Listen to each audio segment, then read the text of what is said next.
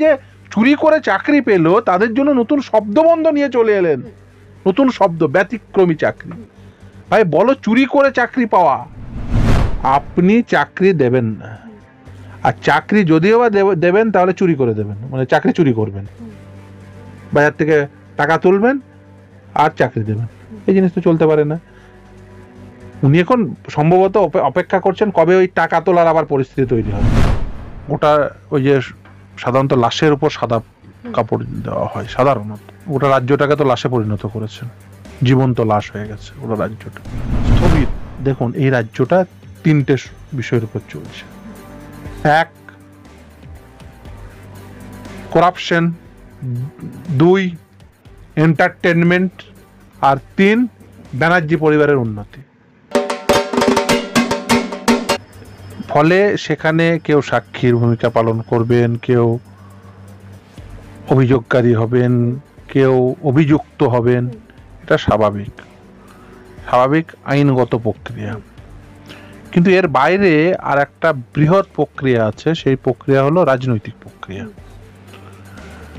সেই রাজনৈতিক প্রক্রিয়াটি কি না, এই রাজ্যের যে শাসক দল, সেই শাসক দলের যেহেতু কোনো রাজনৈতিক আদর্শগত ভিত্তিভূমি ছিল না, তাই তারা কি করেছে, উন্নয়নের নাম করে গোটা রাজ্য জুড়ে লুটপাট চালিয়েছে।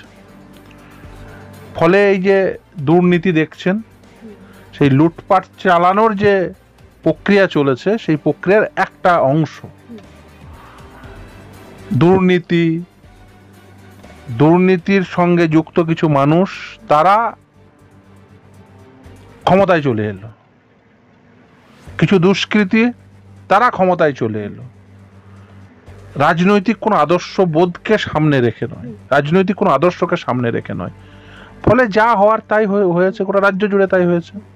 তাই দেখছেন যে নেতাদের বিভিন্ন চুরির সঙ্গে, সে গরু চুরি হোক, কয়লা চুরি হোক, পাথর চুরি হোক, বালি চুরি হোক, সে চাকরি চুরি হোক, জড়িয়ে যাচ্ছে। ফলে সেখানে তারা জড়াবেন, যেহেতু রাজনৈতিক কোনো প্রকার আদর্শ নেই, এই রাজনৈতিক দলটি রাজনৈতিক কোনো ভিত্তিভূমি নেই। দেখুন, ওই শুধুমাত্র ওই উন্নয়ন এই কথাটি বলে, আর তারপরেই সব ওই একটা বাক্যের প্রথমে দিদি শেষে দিদি বলে আপনি রাজনীতি করবেন, এই রাজনীতি বেশি দিন সুদূর প্রসারী হয় না।